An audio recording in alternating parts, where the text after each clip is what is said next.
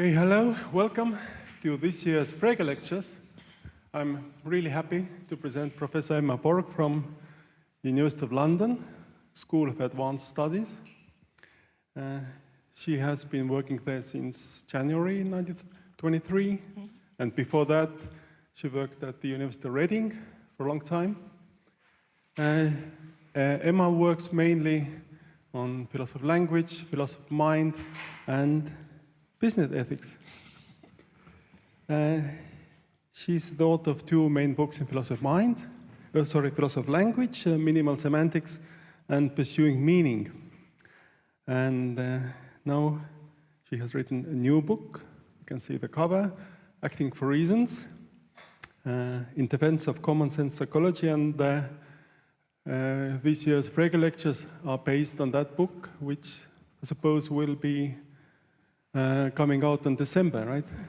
Yeah. And next year there will be also a co-authored book with Sarah Vischer, a very short introduction to meaning. Yeah, and before I give the floor to you, maybe a word of warning.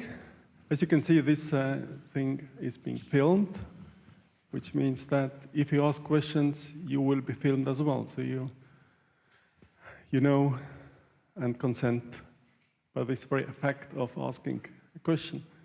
So if you don't consent to being filmed, then you can't ask a question. So, and it will be made available later online and forever. So yes, there will be a lecture and then there will be Q&A. And I will handle the Q&A. So please, welcome. Thank you. So thank you very much, everybody. And thank you to Bruno for that very kind introduction, and to Bruno and all of his colleagues for the invitation to deliver the Frege Lectures this year. I'm absolutely delighted and honoured to be here, and very honoured to be included on the list of eminent philosophers that you've had giving these talks in the past. So I'm going to do my very best to live up to what I'm guessing were the very high standards set by my predecessors, and we'll see how that goes. Slightly concerned by Bruno's introduction that says they're being filmed and the films will be available forever. That seems very daunting, but let's hope for the best. And thank you all for coming. As Bruno said, you know, the setup is pretty standard philosophy. I'll give a talk and then you can all ask questions. But I should say that I'm really happy to take questions as I go along, particularly if they're kind of clarificatory questions. Don't just let me plow on if what I'm saying doesn't seem to make any sense at all. Please do stop and ask questions if it's proving problematic. As Bruno said, the topic for this lecture is taken from my new book. This book is a bit of a new direction. Previously, I've been very much based in philosophy of language, crossing over into philosophy of mind. This is more centrally in philosophy of mind. I've tried to compress the book. It's quite a long book, and I'm trying to get through the whole thing in the next 6 lectures. So, you know, if I've compressed it too far, if you feel too many details are missing, please do stop me and we'll chat about it.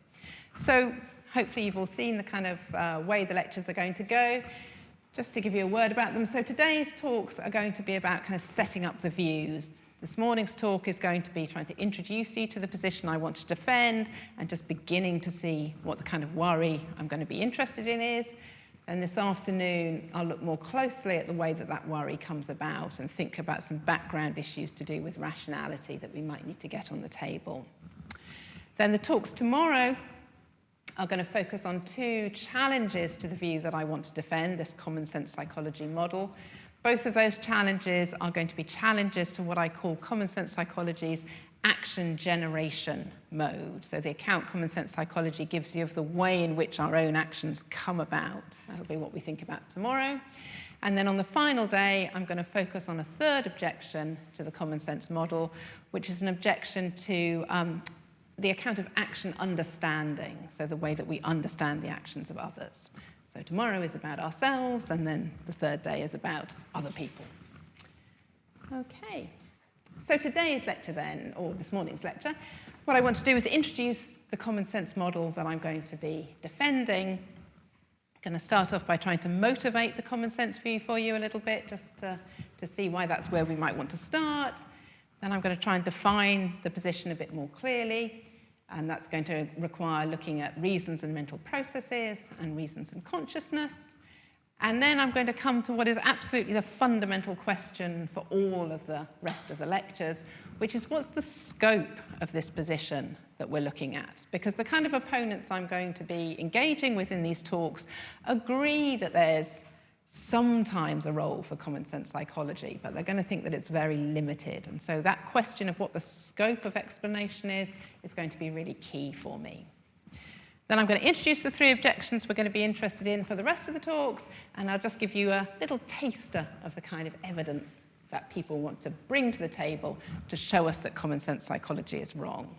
I'm aware that these lectures are being filmed, so I'm going to try not to move around quite as much as I usually do, but apologies to the cameraman for moving. Okay, so let's get started then. Let's think of ourselves doing something, like maybe buying a snack. So you go into a snack shop and you want to get yourself something to eat, and on the display in front of you there are apples and there are sweets, and you buy an apple. So the question that the philosopher wants to ask then is, well, why do you do that? What is it that led to that bit of behaviour? And the answer that common sense psychology wants to give you is that you buy the apple because of the kinds of mental states that you have, mental states that I'm going to say comprise your reasons, and what you do, typically, according to common sense, is a response to those reasons. So it might be the case that you buy the apple because you want to eat well and you believe that apples are better for you than sweets. So what explains your bit of behaviour in that case are the things that you want and the things that you believe and the way that they interact to produce behaviour.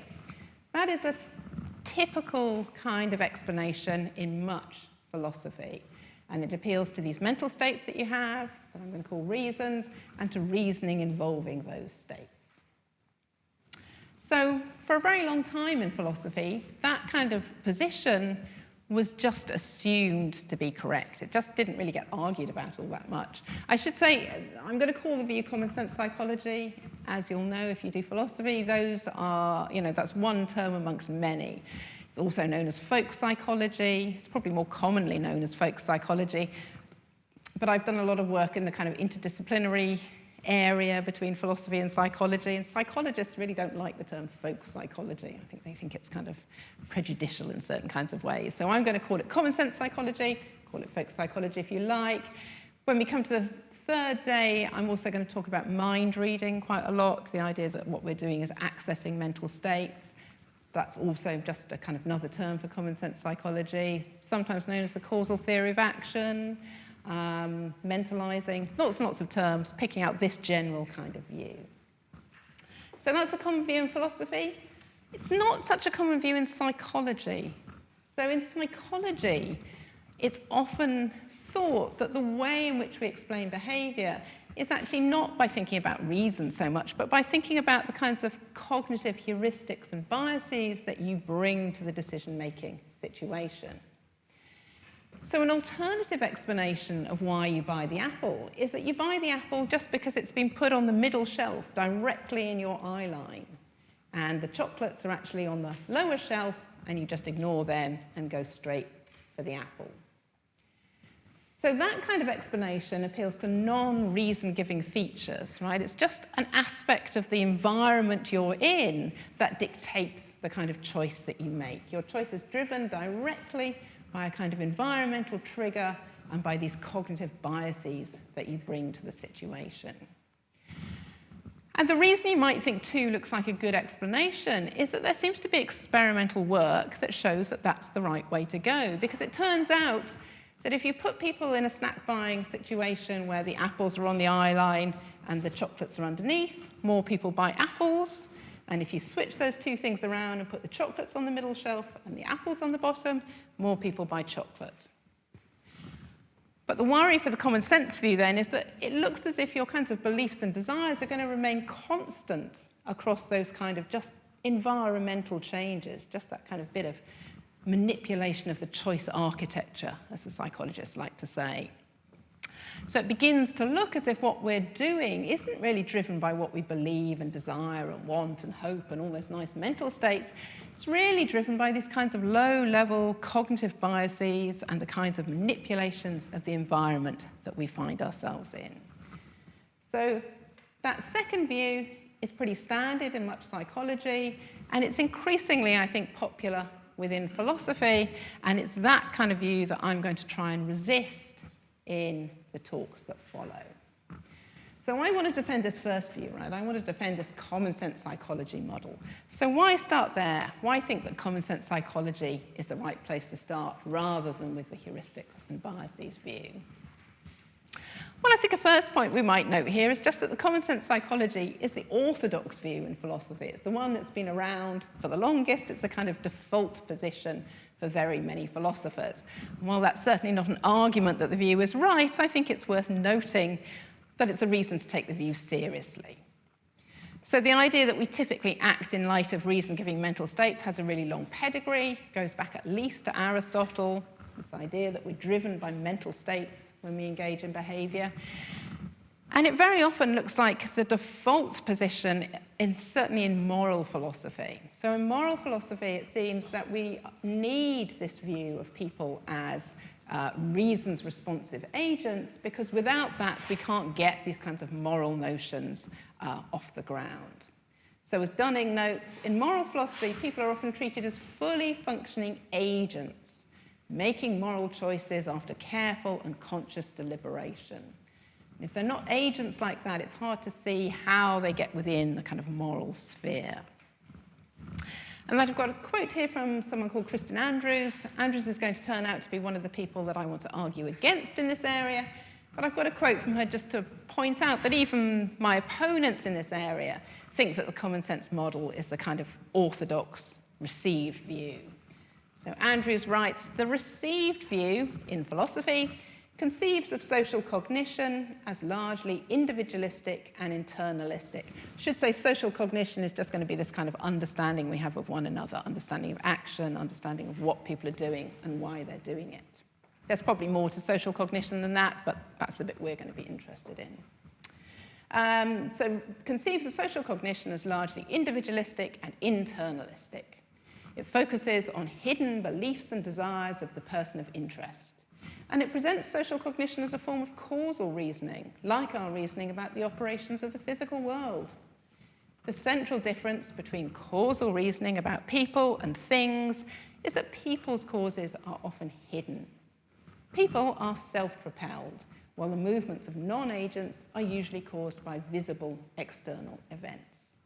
So Andrews is just noticing here that the kind of received view, the orthodoxy, is this common sense psychology model where what we do is caused by the reasons we have. But we might ask again why the view is orthodox, right? Why has it seemed so appealing to philosophers in the past?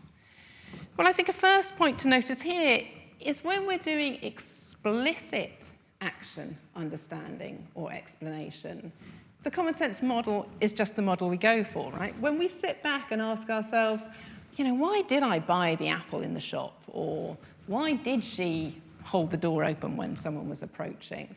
When we ask ourselves those kinds of questions, it's almost guaranteed that we're going to appeal to the mental states of the target. I will think to myself, oh, I remember I bought the apple because I was worrying about, eating more healthily, and I thought chocolate was less healthy. Or, she held the door open because she knew the person who was approaching was an important professor and she wanted to impress them or whatever. So when we're doing explicit action understanding, we're very, very, very likely to appeal to the mental states of another person. And furthermore, as McGeer puts it, humans are inveterate mentalizers. We just can't help ourselves. This common sense model is so natural to us. We apply it not just to one another, not just to animals, not just to infants, but also to animated objects, right? So we've got a little picture here of the very, very famous Hyder-Simmel demonstration. This is from 1944, so way back.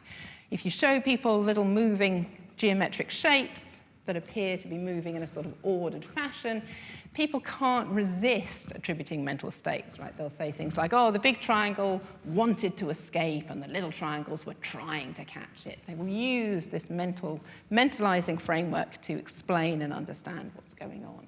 So it just comes very, very naturally to us to use mental states to explain behavior. And the reason it comes so naturally to us, I want to say, is that it's just very good, right? It's a very successful mode of explanation. As I'm sure lots of you will know, not everybody has agreed with that claim, right?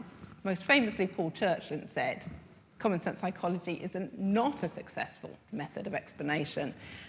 I don't really think Churchland is right about that, okay? So the reason Churchland gave for thinking it's not very successful was thinking about certain kinds of cases of cognitive impairment, kind of non-typical cases that may well lie at the fringes.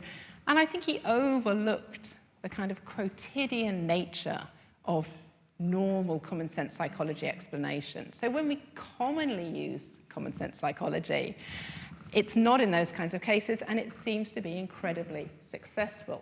So I want to sign up to a view that Jerry Fodor gave us. This is an introduction, quite a famous passage from the introduction to modularity of mind, and I just want to agree with what Jerry says here. So Jerry writes, someone I don't know phones me at my office in New York from, as it might be, Arizona. Would you like to lecture here next Tuesday? Other words he utters. Yes, thank you. I'll be at your airport on the 3 p.m. flight. Other words that I reply. That is all that happens, but it's more than enough. The rest of the burden of predicting behavior, of bridging the gap between utterances and actions, is routinely taken up by the theory.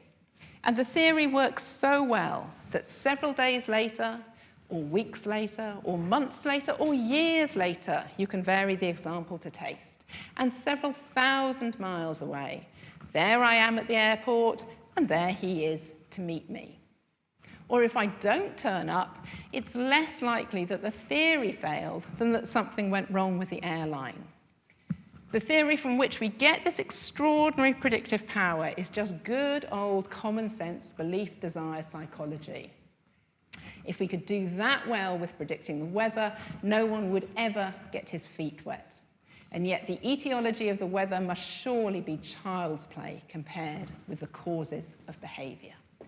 I like this is typical Jerry kind of, hyperbole writing. But I think he's absolutely right. We should be impressed by how predictively successful this belief desire psychology is, right? It allows us to construct and to function within a highly complex social world that just wouldn't be accessible to us without the machinery of the common sense model. So I think the view is popular. It's been the orthodoxy because it's so natural to us and because it works incredibly well. And furthermore, I think this belief desire model is absolutely crucial to a range of kinds of notions that are crucial within philosophy. So it seems that the reasons-based approach, this belief desire psychology model, is key to our understanding of what it is to be an agent. Right? The notion of agency itself seems bound up with the idea that we respond appropriately to our reasons. That's a point that Steve Stitch has made. It also seems to bear a lot of weight in explaining the content of mental state terms. This is an argument that Lewis has given us and Nichols and Stitch. So the thought is that really what it is to be a belief or a desire is to be a kind of state that functions in the way that common sense psychology explanations give us, right? It's to plug into these kinds of explanatory frameworks.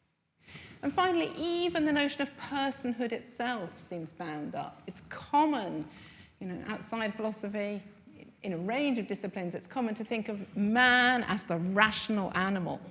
To be a rational animal is to respond appropriately to your reasons.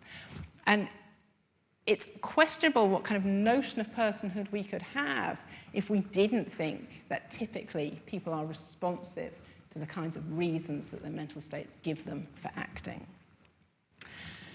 And as I mentioned a moment ago, it also seems as if this reasons-responsive model is crucial for social and moral notions. hard to see how you get a notion of responsibility, how you get a notion of praise and blame off the ground without this idea that what we do is responsive to our reasons. And I think that last point is sometimes overlooked a little bit by people who are happy to junk the common sense model. Okay? It's a model that is bound into so many of our social networks and our social organizations that actually, if we try to strip it out, it's not clear that we'd be left with a whole lot of the things that we care about. So what I want to suggest to you then is that there's a really good reason to start at the common sense psychology model. It is the orthodox view, but it's the orthodox view for a reason, right? Because it's really successful and because it's ineliminably bound up with all of these other things that we care about. So we should want to preserve the common sense model. But as I said at the start, it's a model that's been objected to in a range of ways in recent work. So if we're going to try and defend it, we're going to need to know a little bit more about exactly what it's claiming than just this sort of general idea that it thinks of people and what they do as reasons responsive. So let's think now a little bit more about what exactly the common sense model might tell us. So what is it to do what you do for the reasons that you have? Well, I want to suggest, as many other people have already, that we should think of the common sense model as having kind of two elements to it. First of all is that point that we saw Kristen Andrews making a moment ago.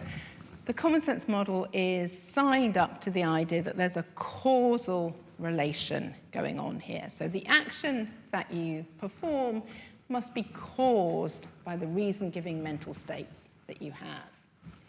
So here's another quote from Fodor.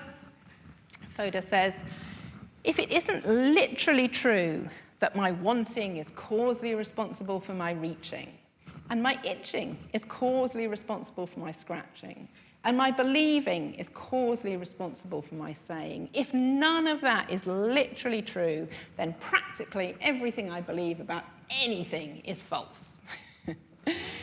So again, it's kind of hyperbolic, but I think Fodor is right here. That idea of causation is knitted into the view. It's absolutely central, and the thought that what we do is the response on at least some occasions to the reasons that we have seems right.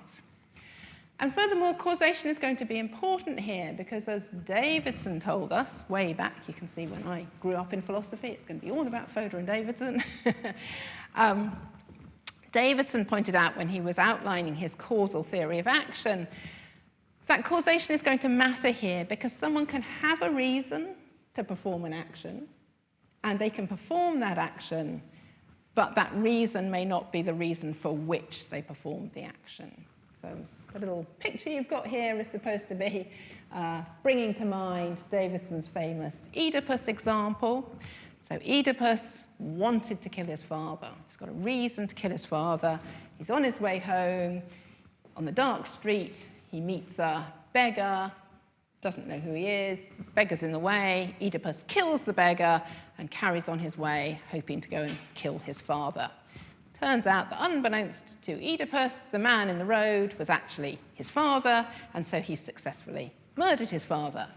But Oedipus's reason for killing the man was not that he wanted to kill his father, right? The reason for killing the man in the street was just that he, wanted to get him out of the way or whatever. So Oedipus had a reason to kill his father, and he ended up killing his father, but the reason for killing his father was not the reason for which he performed that action. And in order to hold apart these kinds of cases, to get clear on what it is to act for a reason, we need there to be this causal relation between some of the reasons and some of the actions, right? The action has to be caused by the reason for it to stand in the right relation. So causation is going to matter, but furthermore, it's got to be the right kind of causation, okay? What we need is for the action to be the result of rational processing of those mental states, okay? So common sense psychology, I want to say, makes an assumption of what I'm going to call individual rationality. It assumes that people in general respond rationally or process rationally those beliefs and desires that they have. And that's going to become important. And in this afternoon's talk, we're going to look a little bit more about what might be involved in that assumption of individual rationality. We're going to wonder about what it might be to be rational in this kind of way. But the point I want to make here is just that it matters to common sense psychology, not just that there's a causal relation, but it's a causal relation in terms of rational processing of the content of those mental states. Okay.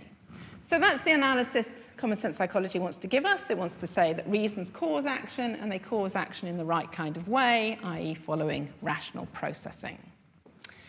I also want to say that once you've got that kind of analysis in place, it's going to apply in two different directions. It's going to apply in one direction in the kind of first-person case.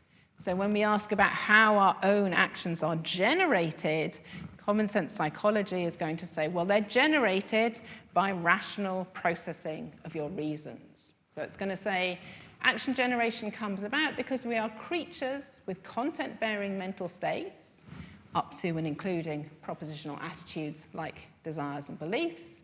And intentional action is often, we'll come to that kind of qualification often a little bit later, is often a rational response to these states. Roughly speaking, we do what we do based on the reasons we take ourselves to have.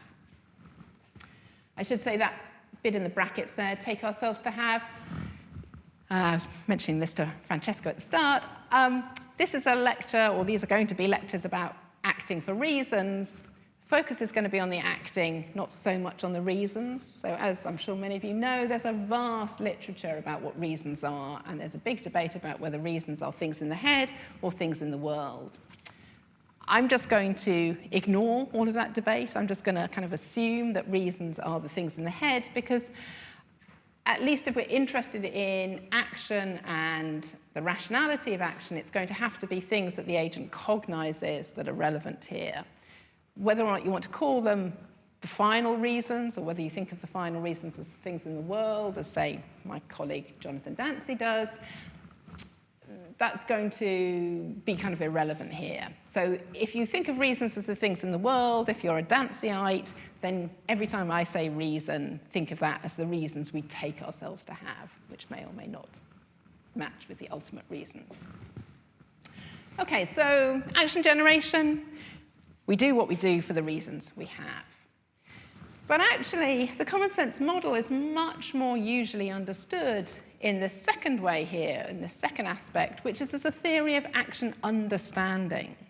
So almost always when you find common sense psychology discussed in philosophy, it's being discussed as the way in which we understand other people. And I think that is part of the common sense model, but it's only part of it.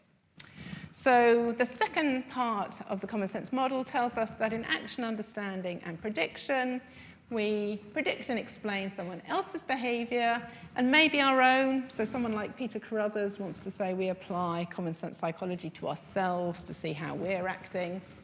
Don't know if that's right, but I'll leave it to one side. But at least for other people, what we do is we assign them plausible mental states, and then we work out what behavior those states would be likely to lead to in the target's environment. So we see the person in the snack shop, we assign her the mental states of wanting to eat more healthily and believing chocolate is less healthy, and that allows us to predict that she's going to pick up the apple and to understand her apple buying behavior if that's what she does. So the view I'm going to try and defend in the next 5 lectures is a combination of those two claims. I'm going to say that common sense psychology applies both in the first person and in the third person case. But for the philosophers in the room, I'm sure you're already aware that you don't have to hold on to those two claims together. Okay? There's been quite a lot of moves recently which see those two claims as dissociating, as breaking apart. So, for instance, we could hold on to the first claim, to the action generation claim. We could think that the way in which actions come about is by rational processing of the reasons that a person has, but think that that's not the way in which we understand the actions of other people. Right? We could reject the second claim of action understanding. And if you can bear with me to day 3, we're going to look at a kind of view that I think does exactly that.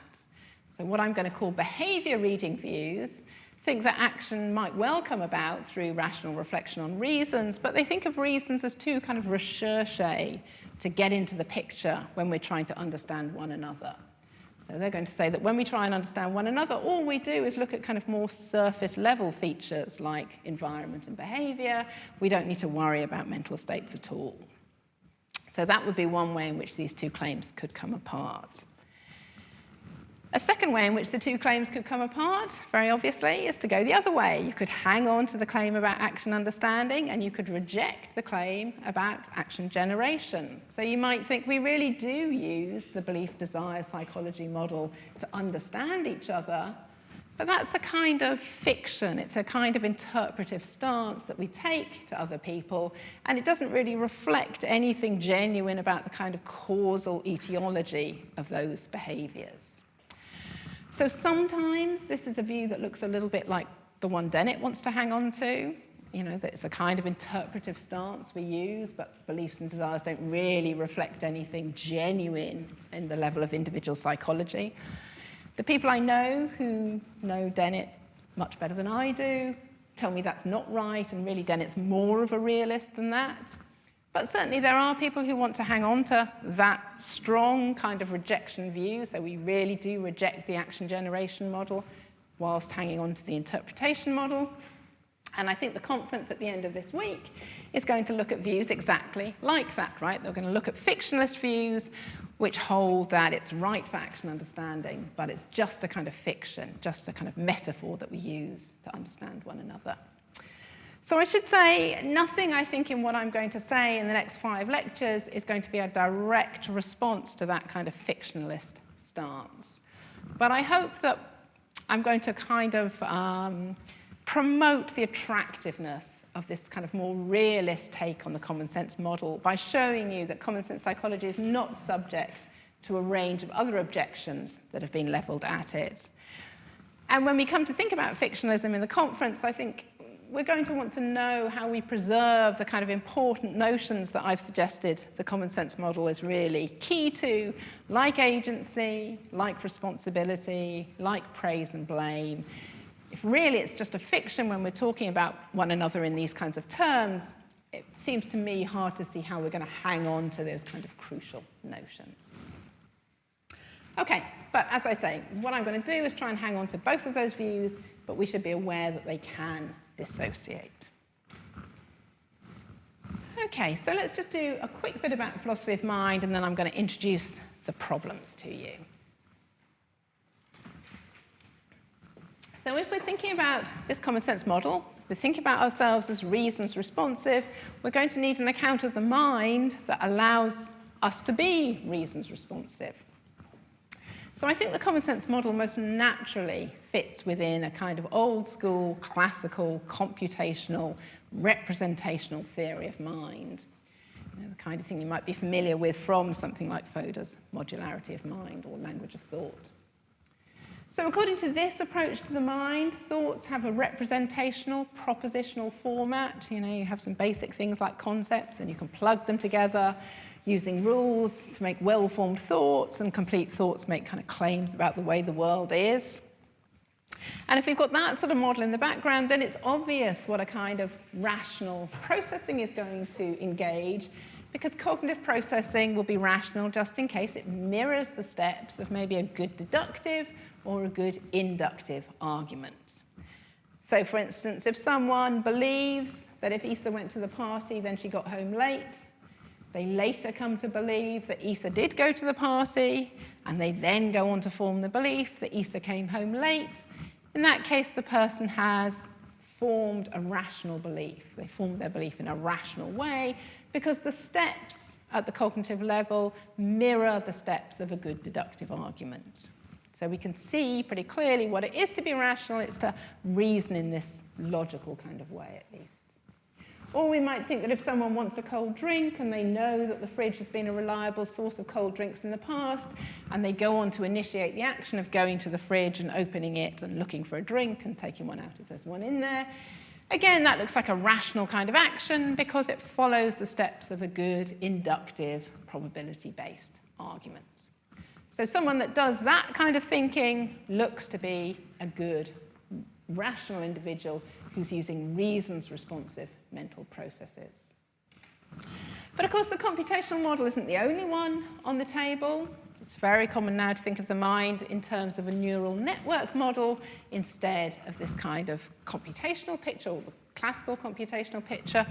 So I've got my little diagram of a neural network here. I'm sure people are familiar with these already, but just to recap, what you have in a neural network is a probability-based system. You don't have kind of atomic representations that get stuck together in the kind of ordered way of a classical computational system.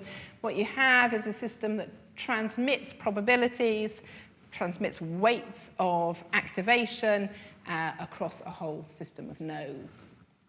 So in a neural network, it relies on patterns of activation across interconnected bodies of nodes. Inputs are assigned weighted values, and nodes become activated and hence pass information to further nodes, just in case those weighted values pass a set threshold. That's a lot of words, but in the box I've got a little example here. So imagine that the system we've pictured here has been designed to perform a very simple task. It's designed just to output or to make decisions on dog or not dog for a range of stimuli. So if that's what if that's the function we're trying to perform, dog or not dog, we might set up a system with a range of input nodes that are triggered by features like is barking, has fur, has 4 legs, has a waggy tail, it's called Fido, I don't know, whatever we think is common features of dogs. Our system is then going to be triggered by these kinds of features in the environment, and if it's triggered beyond a certain kind of set threshold, it will then trigger further nodes, so on down the road, until we get a decision about whether dog or not dog. But importantly, those activations aren't all or nothing. They're weighted. So some of those activations will have a greater influence on the outcome than others. So if we've set up the system, or if the system has learned that, say, having a wagging tail is a better predictor of being a dog than having 4 legs, or barking is a better predictor of being a dog than having 4 legs, because lots of things have 4 legs but aren't dogs, but less things bark and aren't dogs. If the system's learnt that, then it will weight barking more heavily than the presence of 4 legs. So its judgment at the end about dog or not dog will depend more heavily on whether the dog is barking or not, the thing is barking or not barking. So in this kind of model, it's quite right that reasons can't be thought of as sentence-like things in a language of thought, right? We haven't got the classical model here, so we can't treat reasons as sentences. But I want to suggest to you that we can still think of the outputs in these cases as reasons responsive. Okay, the judgment we get at the end from this system as dog or not dog depends on the content that the system is manipulating, right? So we can explain why the subject arrives at the judgment that they do, why they classify the thing in front of them as a dog or not a dog, by appealing to the content-bearing states and to the properly content-respecting transitions between those states.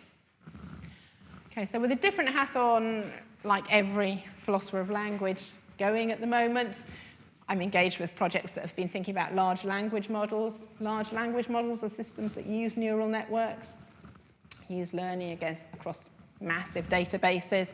And it's a live question about exactly what these systems represent. They're kind of black box systems. It's hard to know exactly what's going on within them. But it seems pretty clear that we want to treat the outputs of these systems as reasons respecting. You know, they're respecting the content that comes into them for the output that they get. So I want to suggest that even in these neural network models, it makes sense to talk about reasons and reasons-based explanations. A second kind of aspect from the background big picture philosophy of mind, things we need to think about, concerns the relationship between reasons and consciousness.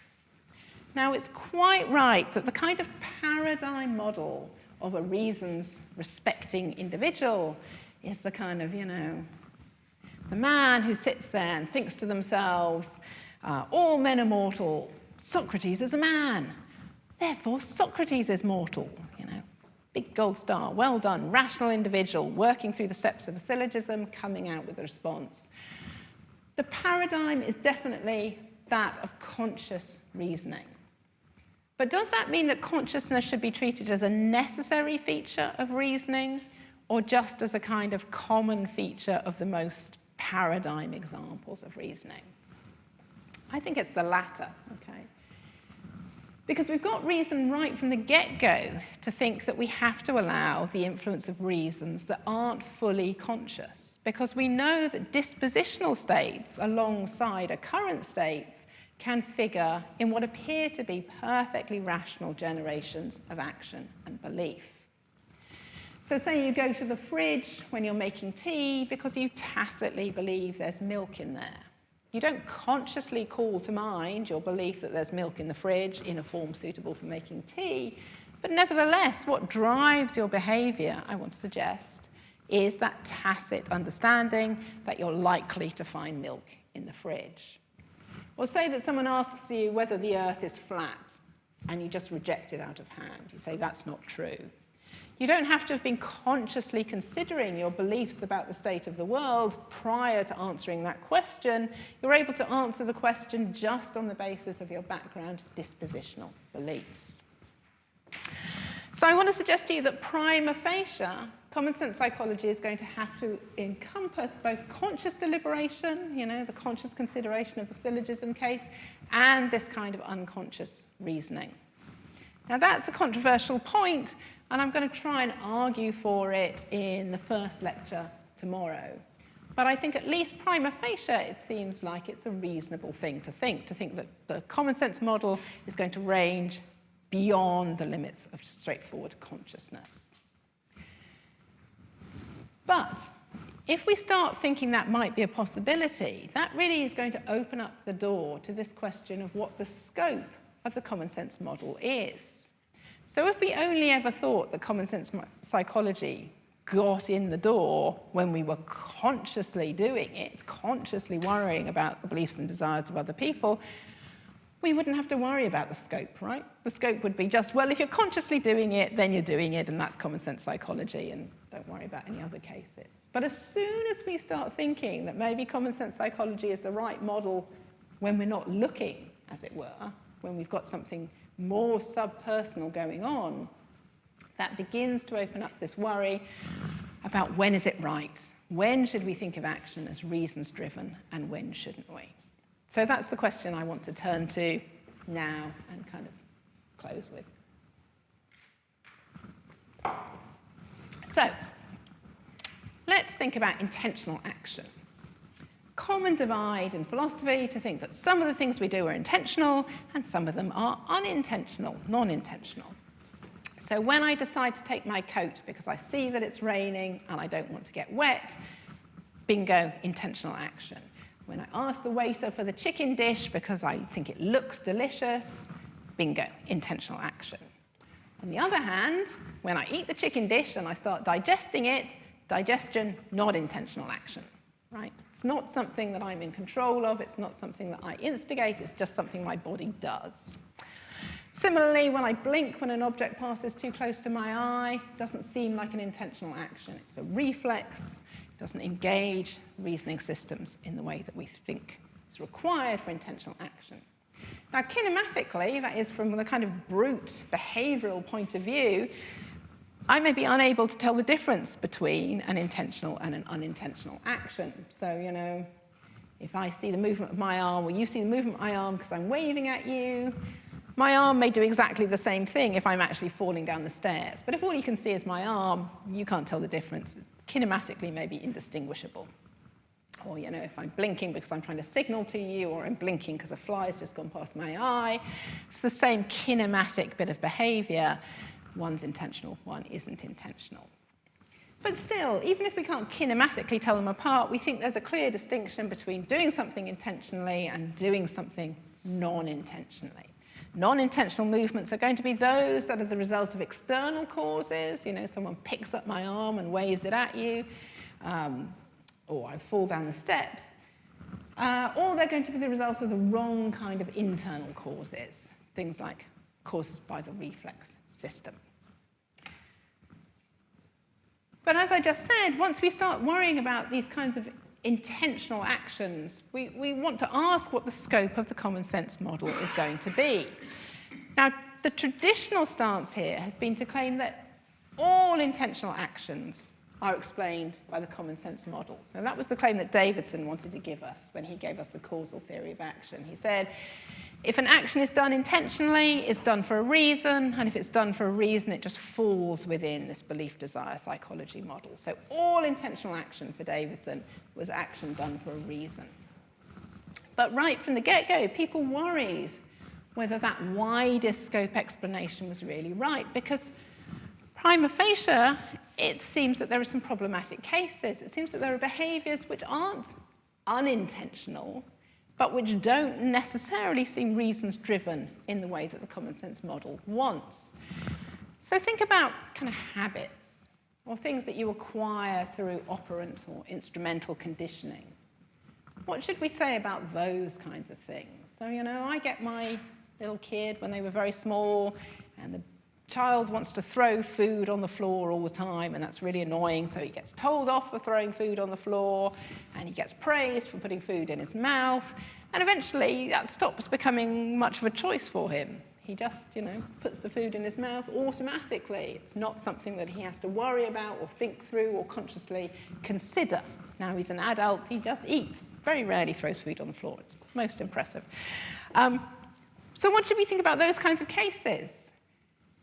What's he doing when he's putting the food in his mouth? Is he thinking about the reasons he has? Oh, you know, God, my old mother's going to be very cross with me if I throw it on the floor, I better eat it. Or has it become a kind of automatic habit that no longer requires any real thinking at all? So the worry is that there are some things that are genuinely intentional, right? So him putting food in his mouth, that's not like when I hit him on the knee and his leg goes up, right? It's not a reflex action. At one time, that behavior was very much under his control, right? When he was repeatedly throwing his pasta on the floor, he was very much in control of that. So at one time, it was absolutely clear it was an intentional action when he finally put it in his mouth.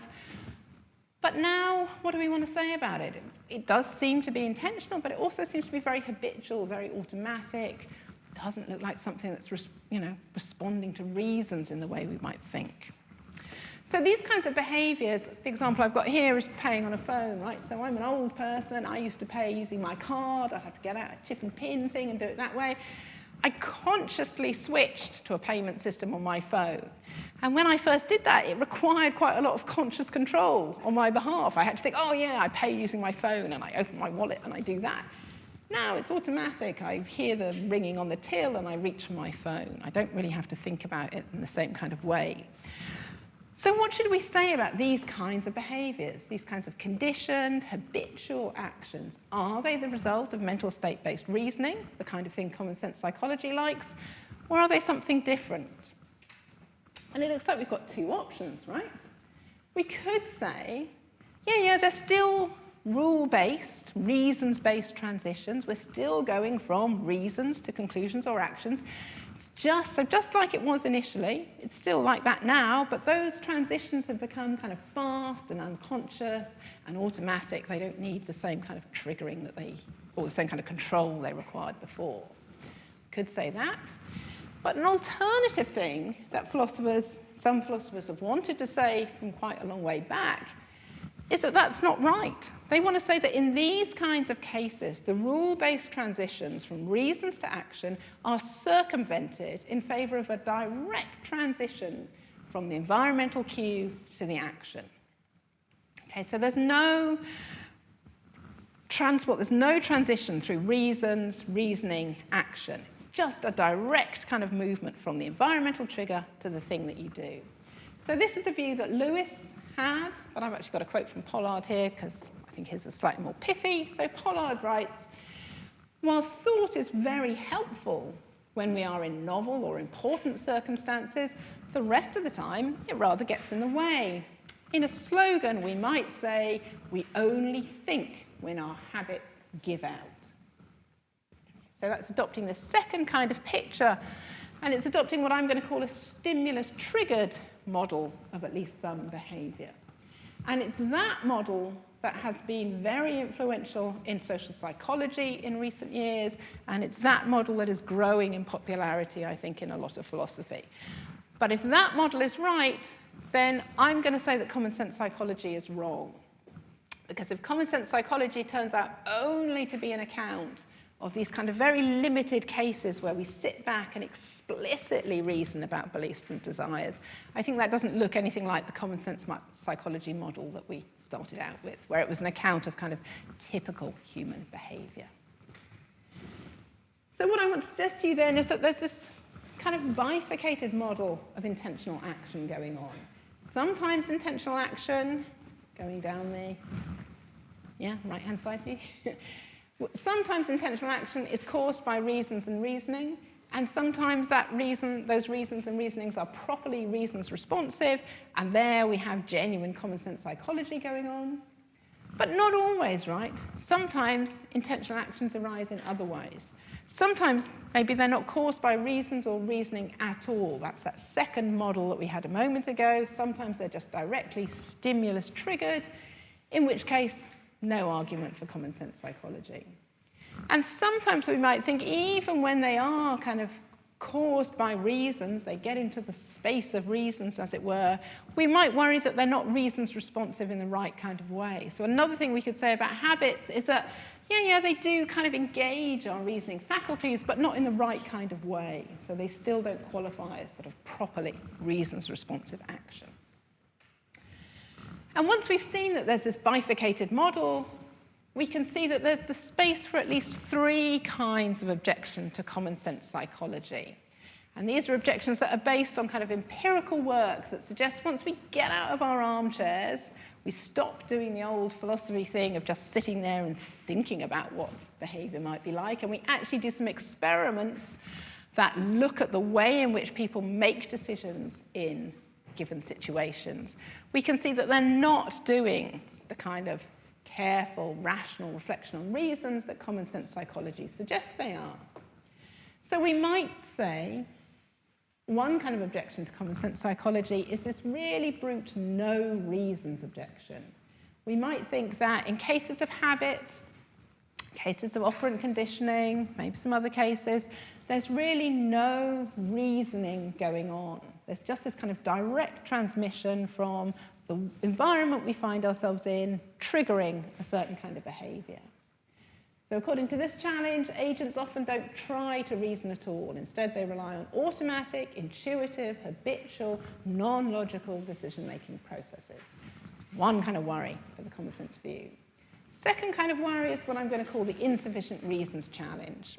According to this challenge, agents often try to reason. They are trying to do the kind of reasons responsive thing common sense psychology suggests, but they don't do it properly.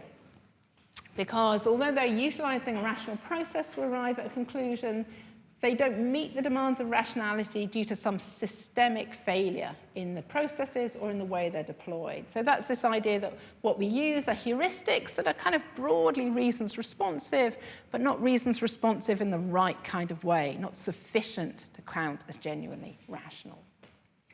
And finally, we've got the third kind of objection, which is the objection to common sense psychology as an account of action understanding, which says, following on from this, if these other 2 objections are right, if there's lots of the things that people do which they don't do as a response to reasons, when we're thinking about other people, would be much more sensible, would be much more likely to get things right if we appeal to those other kinds of things and forgot about the appeal to reasons. If Johnny is doing what he does out of kind of environmental triggering, I'm much more likely to be successful in understanding what he does by thinking about environmental triggering rather than thinking about beliefs and desires. And furthermore, maybe beliefs and desires are just too weird and too freaky and too hidden to be the kinds of things that we could actually even access when what we're trying to do is kind of on-the-fly action understanding. So according to this third worry, understanding and predicting another person's actions does not typically involve attributing mental states and then rationally processing those states to arrive at a conclusion or an action. Instead, we understand and predict the actions of others without attributing them reasons and reasoning. So the view that those three kinds of objections is going to give rise to is one that I think the social psychologist Killstrom has accurately summed up in a position that he calls, and which you won't be surprised given the title, he doesn't endorse, he calls the people are stupid school of psychology. So he writes, over the last few decades, many social psychologists have come to embrace the view that social perception is riddled with error and bias. The tenets of stupidism may be summarized as follows. People are fundamentally irrational. In the ordinary course of everyday living, we do not think very hard about anything, preferring heuristic shortcuts that lead us astray, and we let our feelings and desires get in the way of our thought processes. We are on automatic pilot. We do not pay much attention to what is going on around us and to what we are doing. As a result, our thoughts and actions are inordinately swayed by first impressions and by immediate responses. And he's got another couple of points in a similar vein, and he concludes, we don't even know how stupid we are. Because of the limitations on our cognitive abilities, we fail to appreciate when our judgments and behaviors are less than optimal. So I think thinking about habits, thinking about non-reason-driven behavior gives rise to this kind of model. And this is the kind of model I'm going to try and resist in the rest of the lectures. Okay, so I've actually, well, we started a couple of minutes late, so maybe I'll just finish by giving you a couple of the bits of evidence that are supposed to be supporting the people are stupid school of psychology. So here's one of Kahneman and Tversky's most famous cases. Hands up, has anyone not heard of this case? This isn't a pejorative question, by the way. I'd just like to know kind of how many people have not heard of this example before? It's absolutely fine if you haven't. Yeah, a couple? Okay. Yeah, a few. Good. Excellent. Okay. So for those people, have a go at actually doing it. So Kahneman and Tversky gave their experimental subjects the following vignette. They said, Linda is 31 years old. She's single, outspoken, and very bright. And they told you a bit more about her. As a student, she was deeply concerned with issues of discrimination and social justice. And she also participated in anti-nuclear demonstrations. Which is more probable? A, that Linda is a bank teller. One, that Linda is a bank teller. Two, that Linda is a bank teller and is active in the feminist movement. Okay, so some people said they hadn't seen this before. So those people, hands up if you think 1 is the right answer. Hands up if you think 2 is the right answer. Very brave. Well done, you. Anybody else who hasn't seen it? Anybody who has seen it think one of these looks more popular than the other? Yeah? You think 2? Gut feeling is 2?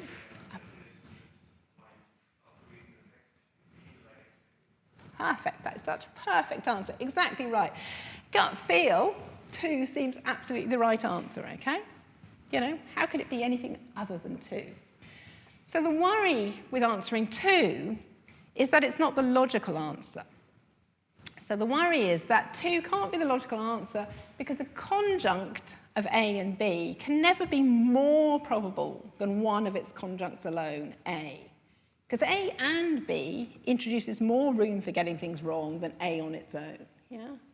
You know, if I tell you that Molly studied epistemology and knitting, you know, it's clear that her studying epistemology and knitting can't be more probable than her studying epistemology alone because, you know, it just introduces more room for error. They could have the same probability, but it can't be more probable that she did both of them than just one of them.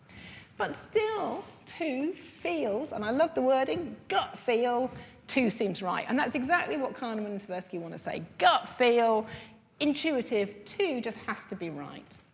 So here's a quote from Thaler and Sunstein, who wrote a very, very influential book in this area called Nudge, where they're trying to kind of operationalize these findings about the way cognition works.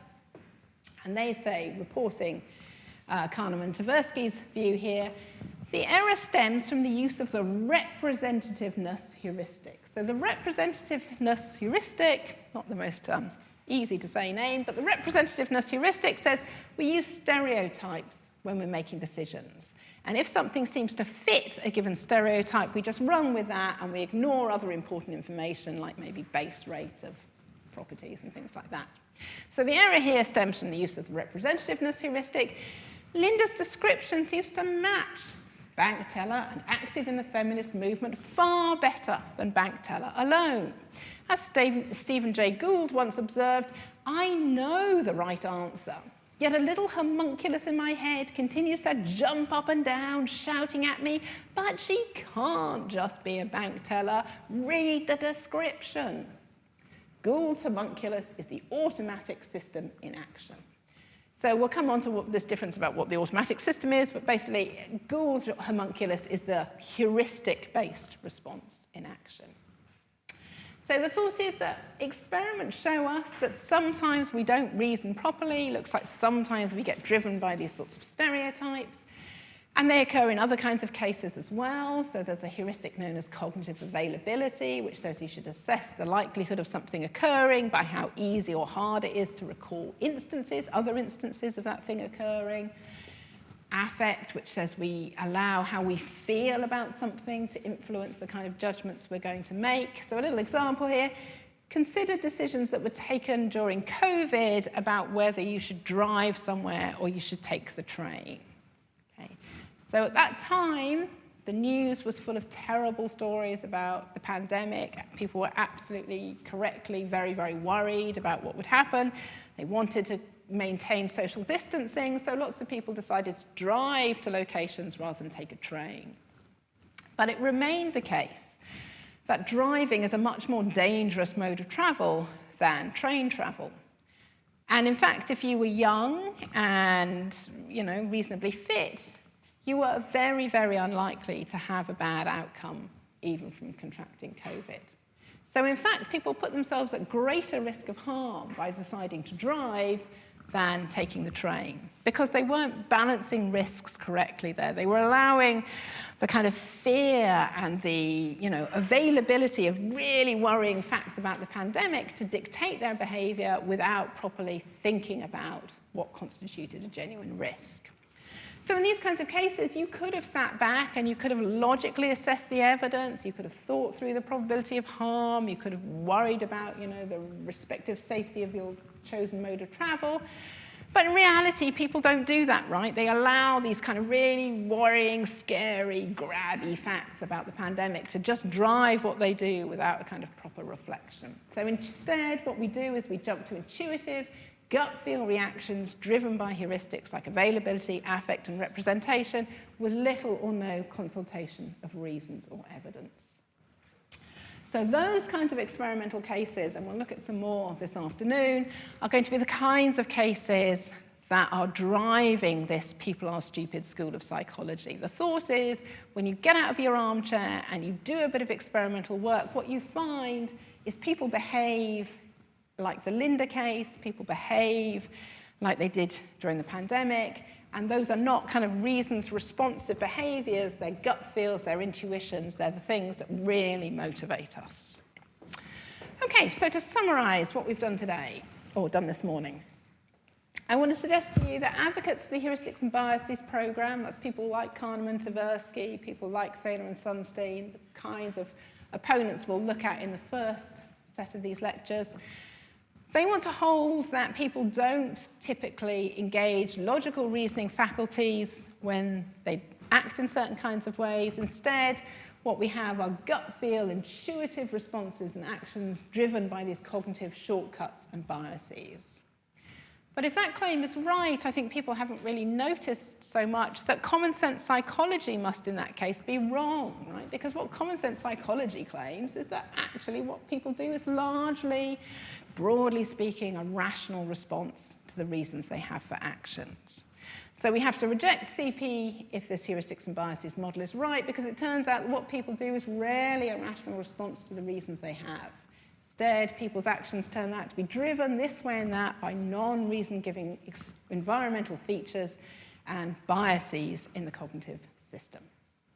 And if a person's actions are driven directly by environmental factors and biases, rather than by reasons, we should probably appeal to those environmental and cognitive features when we're trying to understand and predict the actions of others, and not bother with this complicated belief-desire psychology at all. So those are the challenges I'm going to try and reject, those three challenges that we looked at, the no reasons, the insufficient reasons, and the deflationary understanding of others. And I'm going to try and vindicate this common sense, reasons responsive model. I'm going to try and suggest to you that people, including all of us, are not as stupid as the people are stupid school of psychology suggests. Thanks.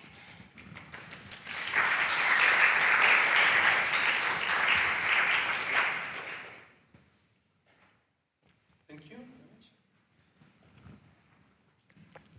So let's have questions. Who's first? Okay. Alex? Alex.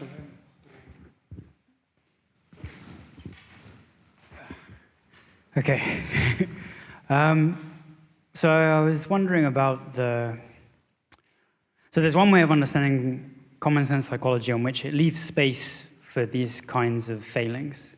And that's part of being competent in common sense psychology. And the descriptions of the challenges had the word kind of often in them. But then with was it Killstrom? Mm-hmm. Then it kind of moves to a much more radical thing. It's like much more general. So one way of understanding the relationship between the two positions is a difference of degree. It's not a categorical difference between the two views. Mm-hmm. And so I just wanted to ask about that, whether it's good to think of them as basically just differing on degree, on to what extent we make mistakes, and so lose control of what we're doing and why. Or is there some kind of categorical distinction between the advocates of common sense psychology and its opponents? Yeah, okay, great question. Nice to see you, Alex. Hi. So I think hopefully I'm going to say a bit more about that this afternoon, so I won't just repeat everything I'm going to say this afternoon, but there's two things I think going on there, one of which I want to kind of agree with and one of which I want to not agree with. So the question is one about degree, but then you also mentioned error there, so how often we go wrong. So one thing I want to say is I'm going to allow for the use of heuristics. I think that's absolutely right. We do use heuristics sometimes. It's going to be quite tricky. So I've written quite a big book here, and actually I found it really hard to work out what a heuristic was supposed to be quite a lot of the time. So I think some of the things I'm going to want to do this afternoon is trying to press on that question of exactly what a heuristic is. And it's easier to decide whether it's a question of degree or difference once we know what on earth we're dealing with in this big grab bag that is supposed to be heuristic reasoning. But I am going to allow that we use these kinds of non-logical, if we think of logic just as classical logic and probability reasoning, I certainly don't think that what we do is limited to those kinds of processes. So certainly there is heuristic use. So then the question will be, what should we say about those heuristic cases? And I'm going to say it's going to depend on what we think the heuristics are, right? If we think that they're genuine no-reason things, then I really don't like them, and they don't fit in the model that I want because, rationality is going to require being in the space of reasons. So that'll be the first lecture tomorrow where I worry about that kind of account of what a heuristic is. On the other hand, we might think that the heuristics are reasons responsive, they're just not as reasons responsive, or they're limited, and then I'm going to say it's a much more graded picture. Some of them are going to be too bad to count, some of them are going to be fine. And exactly where we draw the distinction is going to really be a task for epistemology, not philosophy of mind. That's going to be my ultimate line there.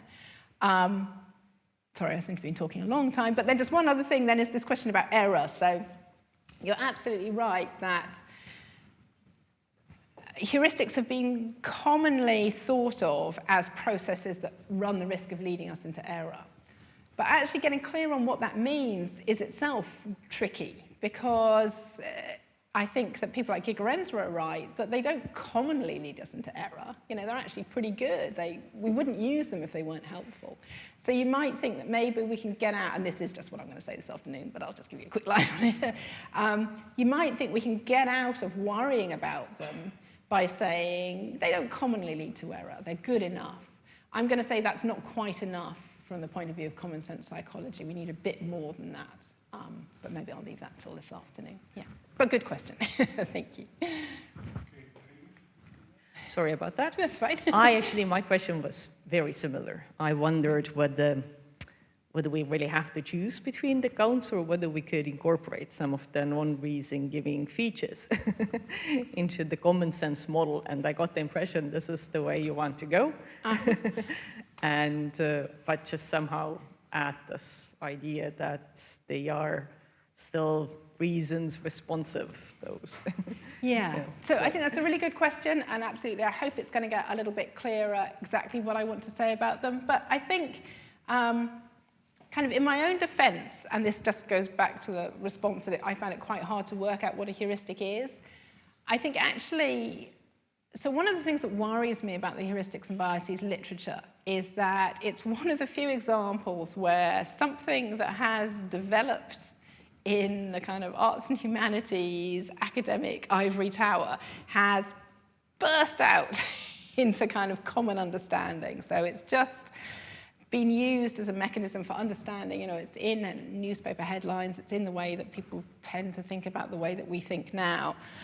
And it's done that, I think, without, I would say this because I'm a philosopher, but I think without a kind of proper philosophical rigor about what a heuristic actually is. And I think I'm a massive fan of kind of Kahneman and Tversky's writing. I think Kahneman, has done a massive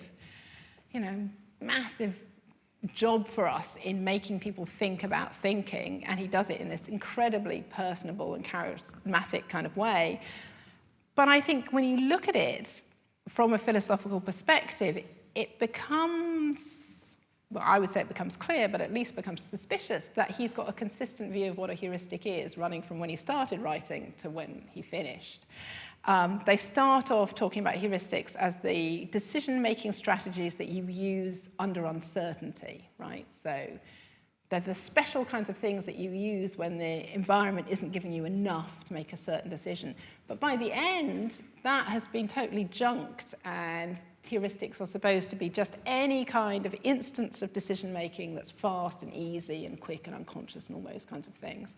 And I think there's something worrying about that shift, and I think it tells us that there's not a fixed notion of what a heuristic is going on.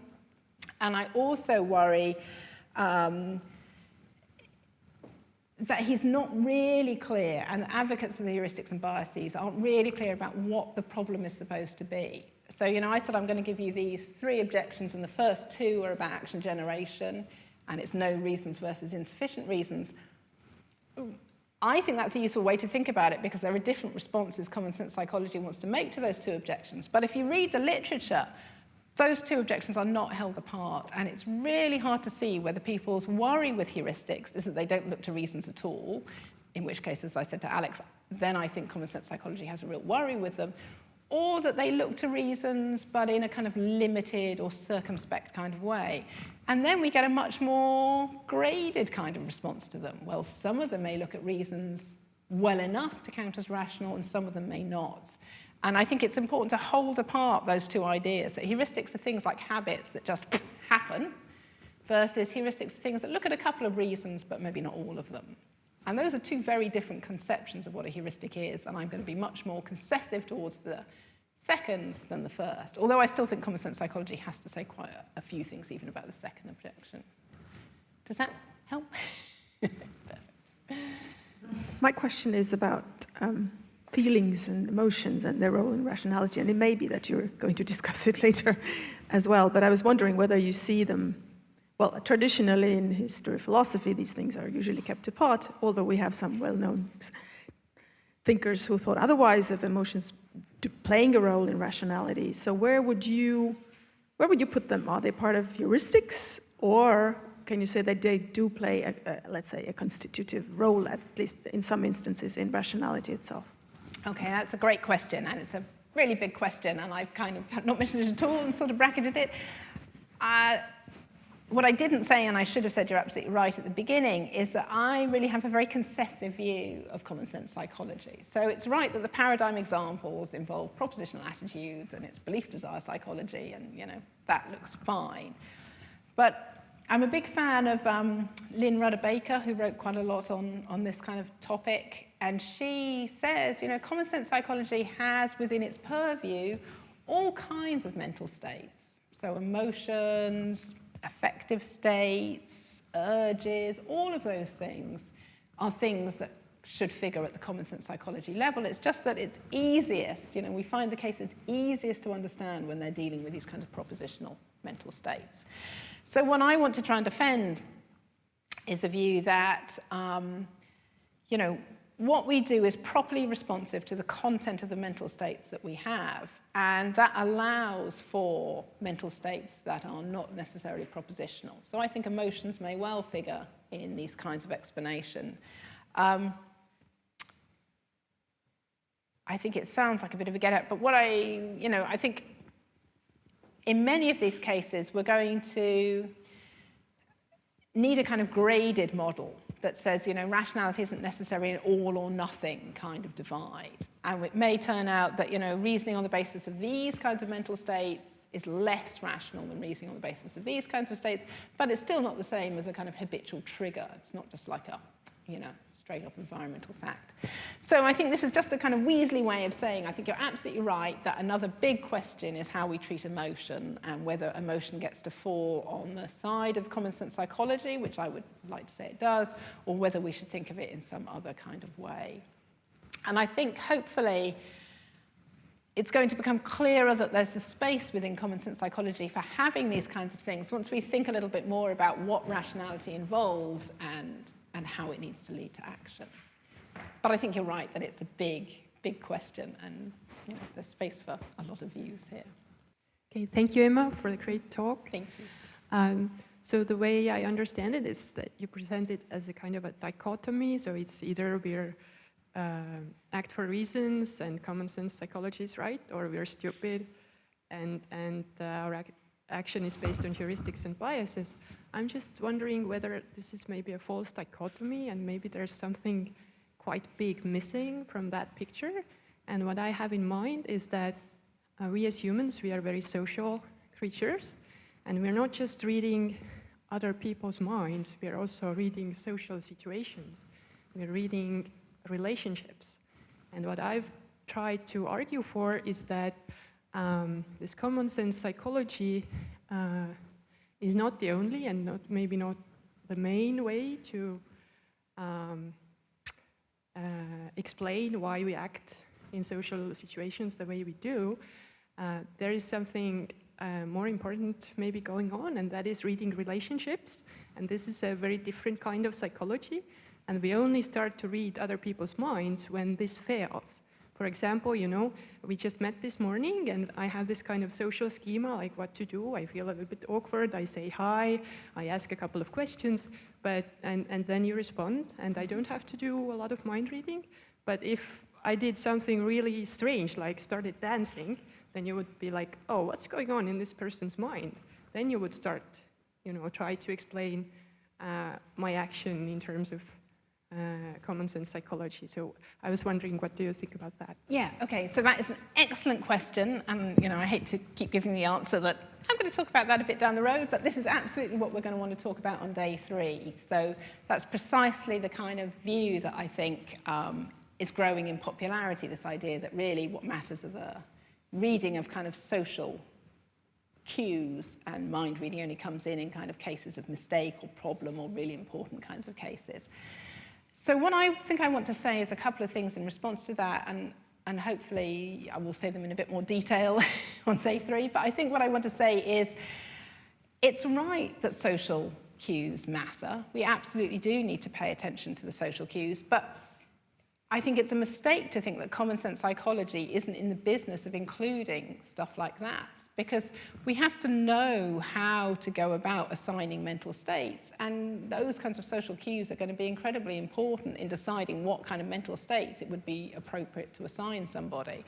So I I don't think there's really, so you said maybe it's not a dichotomy, but I think actually it's not a dichotomy in the other way, you know, because common sense psychology really ought to be allowed to look at those kinds of factors. It's going to matter what kind of social situation I'm in, what kind of mental states I think somebody else has. And also, this is one of the arguments I'm going to try and run, I don't think it's possible to get to the kind of description of the environment that you need that's rich enough to enable action, understanding, and prediction without a kind of background of mental state understanding. So it may be that in any given case, you don't actually consciously work through beliefs and desires. That seems absolutely right. But do we even get a kind of understanding of the environment we're in that's rich enough to allow us to perceive relations without already assuming a kind of belief-desire psychology? And I'm going to suggest the answer is no, we don't. Okay, I would argue against it. Okay, so it'll be perfect. interesting. That's what I like to hear. Okay, thanks for the talk. There's a little detail that I didn't quite understand. So when you talked about consciousness, you said that prima facie common sense psychology requires both conscious deliberation and unconscious reasoning.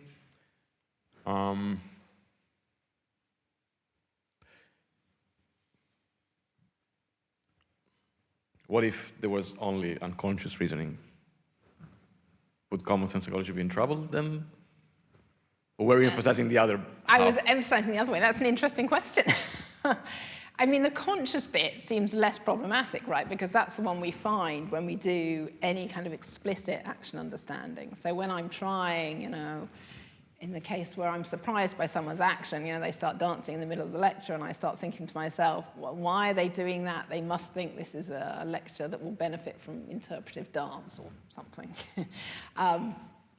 So the explicit reasoning case seemed like non-problematic to me. We just find that when we kind of look inwards on cases. It seemed to me that the unconscious case is the one that's debatable, right? Because as we'll see this afternoon, lots of philosophers think that actually to be a reason is to be something that's used as a reason, right? Taken to be a reason, the thing in which we act in the light of.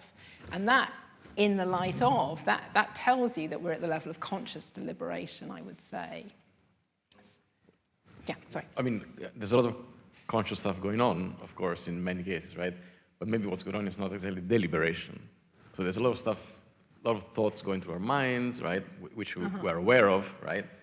And it might seem to us as if we are deliberating, right? But what if that were not true? What if, you know... So I think in principle I would be fine with that. I mean, I had not thought that this was going to be a view people would want to hold. But if you want to say the unconscious stuff is fine, deliberation at the unconscious level is fine, but we don't have it at the conscious level, then I think I would be fine with that, actually. So you're right, maybe I shouldn't have presented it as requiring both, because maybe it's the unconscious bit that I'm really concerned about. I just hadn't thought anybody would want to get rid of the conscious deliberation side. But if you did, I feel like, off the top of my head, I would be fine with that, I think. Yeah. Maybe one more question from me as well. In response to Reen, you mentioned that you talked about heuristics and mentioned that they have gone into masses and into newspapers. Everybody knows about them. Would you sort of agree, or would you say that they might become part of common sense psychology then? I mean, could common sense psychology evolve and take in more things besides beliefs and desires? And what would you say about that then? Yeah, so absolutely right. This is a little bit like some of the earlier questions, I think. So I think it's absolutely right. You know, this is something we're going to get a bit clearer on as we go along, which is exactly in what sense are heuristic processes supposed to be non-rational or supposed not to be part of common sense psychology. Sometimes Kahneman, Tversky, or Kahneman in particular, writes as if the discovery of heuristics is just the discovery that sometimes people arrive at decisions or come to believe what they believe not through classical logic and probability theory, but through some other kind of process. Right? If that's all that the heuristics and biases model is supposed to show us then, between these walls and forgetting that it's being recorded and will last forever, if that's all the view was supposed to show us, then I find that surprising that that won a Nobel Prize, because philosophers have been happy with the idea that we reason in lots of different ways. Inductive reasoning, inference to the best explanation, common thought. No one ever thought, oh, we're totally irrational because we use inference to the best explanation. But that's not an instance of classical logic, and it's only arguably an instance of probability reasoning. So the idea that common sense psychology should be open to different kinds of reasoning mechanisms, not just probability logic and classical logic, I'm absolutely fine with that. Definitely think we reason in different kinds of ways.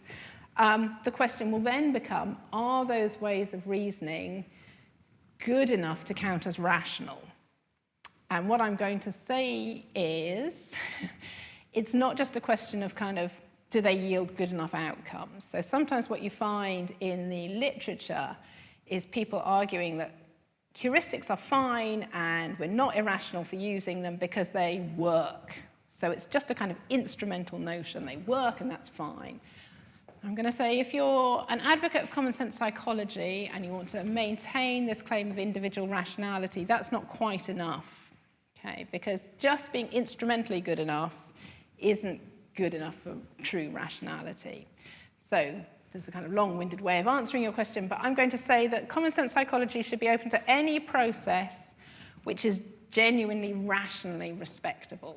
And that means more than just yielding good solutions in the right kind of context. So that'll be my kind of demarking feature. You get into common sense psychology not just because you're a logical process, not just because you're a statistical process, but also if you're another kind of reasoning process that is properly reasons respecting. Is that a bit vague? But I'm going to talk about that this afternoon, I think. Yeah, let's finish here, and please come back in 2 hours downstairs. There will be a second lecture.